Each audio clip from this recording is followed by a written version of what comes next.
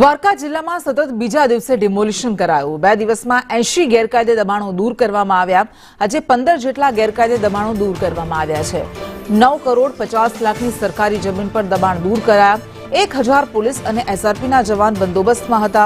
Marine પોલીસની boat દ્વારા પણ સતત પેટ્રોલિંગ કરવામાં આવ્યું અને ડ્રોન કેમેરાની મદદથી પણ નજર રાખવામાં આવી રહી છે। પોલીસના બંદોબસ્ત વચ્ચે આ ડિમોલિશન કામગીરી કરવામાં આવી રહી છે, જેના કારણે કોઈ અનિચ્છનીય ઘટના ન બને। आज बेट द्वारका में बालापर विस्तार में डिमोलिशन का दूसरा दिन चल रहा है। पुलिस का चुस्त बंदोबस्त है। कल पूरे दिन जो डिमोलिशन चली उसमें 65 जितने जो स्ट्रक्चर हैं उनको डिमोलिश कर जो गैर कायदेसर जो दबाण थे उनको कल हटाया गया। उसमें 12,500 चौरस मीटर जितना जो एरिया है वो फ्री हुआ एंक्रोचमेंट से।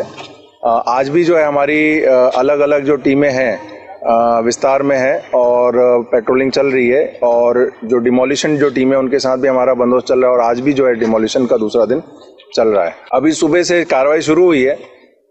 मेरा एक अनुमान है कि अभी तक 8-9 स्ट्रक्चर जो है डिमोलिश कर दिए गए होंगे। आज दूसरा दिन है और आज सुबह से टोटल कल से और आज के पकड़ के टोटल डिमोलिशन जो है 96 इलीगल स्ट्रक्चर जो है वो यहाँ पे हमने डिस्ट्रॉय किए हैं और तकरीबन गवर्नमेंट की 16,300 स्क्वायर मीटर ज़मीन जो है वो खाली करवाई है और इस ज़मीन की मार्केट वैल्यू जो है वो तकरीबन 8 करोड़ 50 लाख रुपए है।